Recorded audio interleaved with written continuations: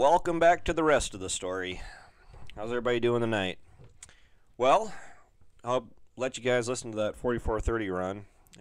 Straight pipe on it. A lot of people really appreciate that. But what we're doing, I'm out at my friend's place. That was Ryan you just saw. He asked me to help him with his current project. And what he's got to do is he's got to get these rolls in the back of his disc binder replaced. And to do that, you have to drop the head off the trailer here. And what we're going to be doing is moving the head back into the machine sheds or in the shop. He's one of the guys that I know that actually has a machine shop to work in. But we're going to be moving the head back into the shop to work on. And the header cart is kind of a nuisance. And speaking of nuisances, that bolt's catching right now. It's pinching a little bit, and what we end up finding out is we got to raise the header cart a little bit. But you can see top of Ryan's head.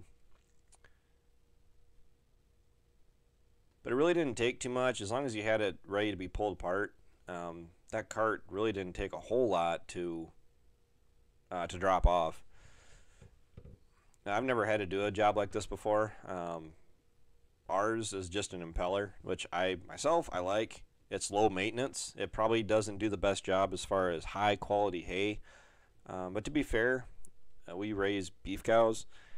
Beef cattle really don't need the best alfalfa hay there is. With our disc bind, the flails are great for doing grass, waterways, and pastures, and we do make a fair share of grass as it is. And the flails, what they do is grass has a waxy cover over it, and the flails help remove that wax and allows the grass to dry down.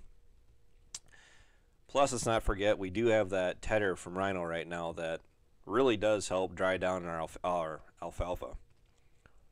But it all comes down to a single pin. I believe, yeah, memory serves me right, we resort to violence. It's easier to just take a hammer to this pin and get it out. And then that's all it really took. There's some springs on the back. I mean, I didn't plan on filming any of this for you guys. I just happened to have my camera. And on top of that, we're using that flashlight for my camera so we could see what we're doing, because this is like 9:30 at night. And you just saw that pin dropped out and the header is completely free. Back, yeah, see? Kind of oddly satisfying seeing that drive away like that. But this magnet mount is really versatile. Starting to do some of these more odd jobs, and I'm starting to really utilize the GoPro. So I'm having a lot better use getting some decent camera shots and angles with this camera than I ever did with that other camera I had. So, and fast forward a little bit, got the John Deere skid steer 326, memory serves me right.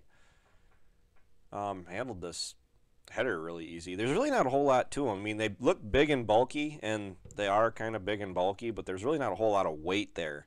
I think about the heaviest thing there, outside of the sheets of metal, was the cutter bar and the rolls. And those rubber rolls really aren't that, well, they're heavy enough, but they're not as heavy as the V10 steel rolls that will be being put in. But it's here just trying to get it in to where it's in and out of the way.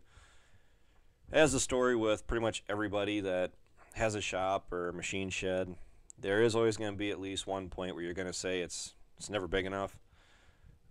We need a shop, but to put in the kind of shop that we need, it's going to take a fair amount of cash, and it's kind of hard for us to cash flow a shop when we really don't have a whole lot of projects to do year round. Yeah, I'll go ahead and say it. There are things that we could be working on, but there's not so many things to be working on that we can't get them done in the spring, summer, and fall. Yeah, you're out in the elements a little bit more, but for the most part, we don't have too many major breakdowns. Now all I'm doing is blocking the head up so it can sit on the floor here. I believe it's recommended in the directions to do this anyway. But the whole process, Ryan couldn't believe how easy how easy it was to really do this. That he was planning on doing this for a while, and it's kind of neat that for once something goes your way. And that's pretty much the long and short of it. That is the back of the cutter head. Not really all the footage I had, but I thought you guys would appreciate something a little different. So until next time, take care, take it easy, keep in touch. I'll talk to you guys tomorrow.